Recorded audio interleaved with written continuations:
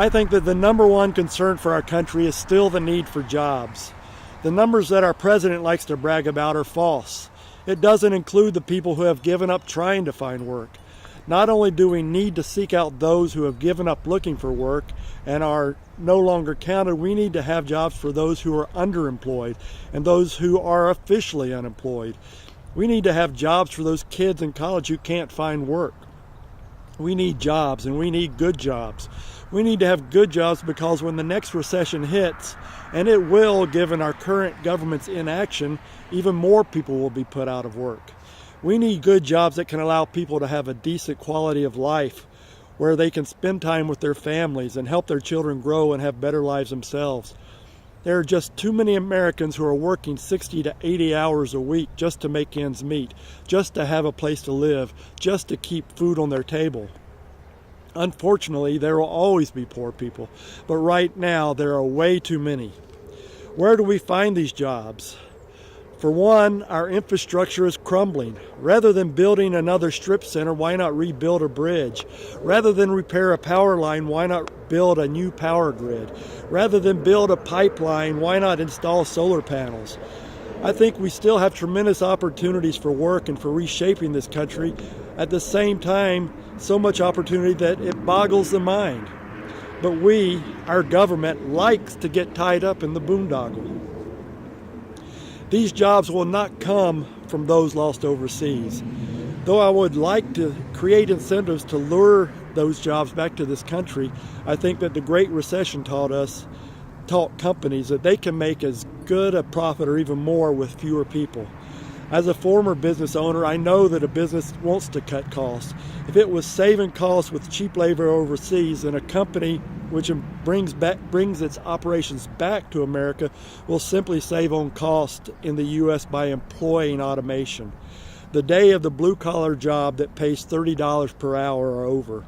When the biggest union in America represents service labor, busboys and maids, and I have nothing against busboys and maids, but when the service industry union is your largest union, well, that should tell you something.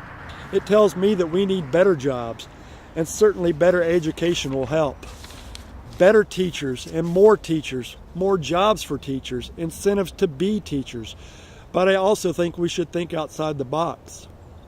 Jobs don't necessarily have to be those which you get in your car or take a bus to. I've been kicking around the idea of trying to incentivize farming for every person, or at least for those whose budgets are consumed by feeding their families. Maybe instead of one spouse working 40 hours a week at Burger World, they work in a plot of land growing healthy foods for their families, and they get paid to do so, and they can in turn sell what they have that is extra.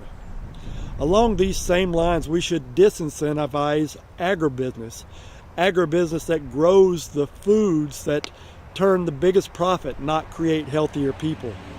I think that the growth of agribusiness has also been the creation of a slippery slope for poor jobs and for malnutrition, not only in this country, but also in our neighbors' countries south of the border.